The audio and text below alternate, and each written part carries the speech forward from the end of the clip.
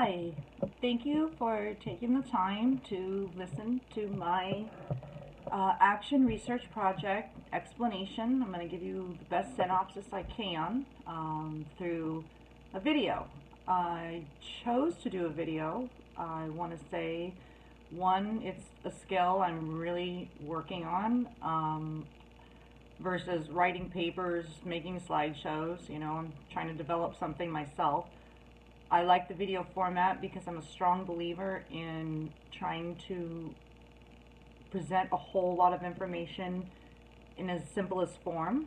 That being said, let's go ahead and get on with this because I promise this won't be more than 10 minutes. That's the only amount that this platform will let me record.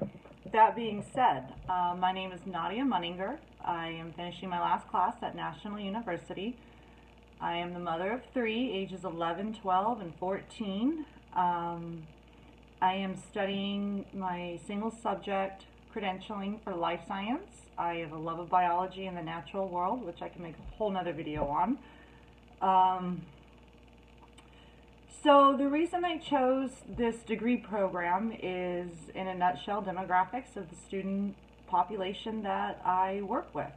I've been working in the classroom for 2 years, most of the time as a substitute, and up till recently I was a long-term sub, which I was loving very, very much because for the first time I had a classroom that I got to know the students, which is a whole nother video.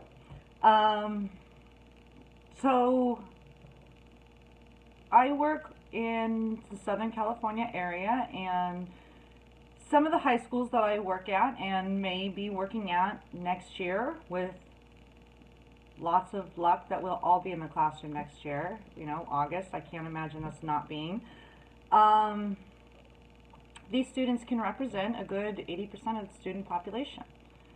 And that being said, I chose this program and this action research project because, in a nutshell, as a content teacher myself, want to know and be able to help serve and teach these kids to the best of my ability.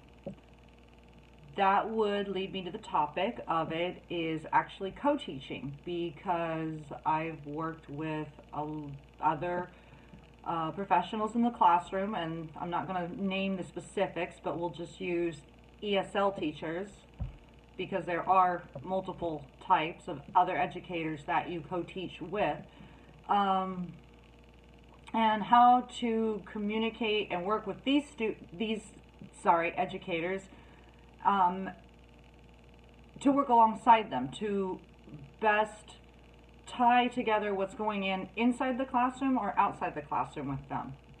And I'm using the reference to the ability to either push in a child, a student, or pull out a student, an ELL student specifically, but there's also, this is applied to special education students. So sorry, my apologies. I just want to make sure that I can get everything I need to in this time period. We should probably move on. The topic question I chose to address is specifically, and yes, I have notes in front of me, so thank you for letting me double check, because I want to make sure I articulate what I need. What method between co-teaching teams, specifically one made of a content teacher and an ESL teacher, are most effective in reference to either the push in or the pull out method? And I believe this is very important because of several things. I think gathering information from experienced teachers to share with future teachers that are experiencing co-teaching and its multiple forms, ties right into not reinventing the wheel. It's hopefully to make the wheel run smoother. So through a survey I would like to implement over the duration of one semester, So there's the timeline for you. Hopefully the beginning and the end of semester, so that there's enough time to have good experience with these relationships.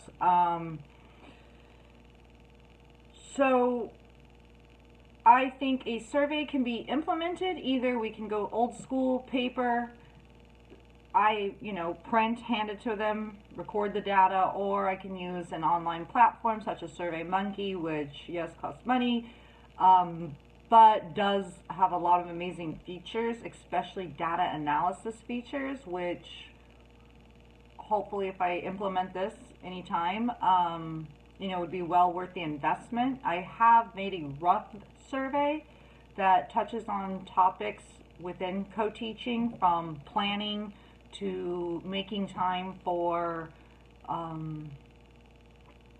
basically collaboration time away from the students to discuss, this is what I'm doing, this is what's working, this is not working.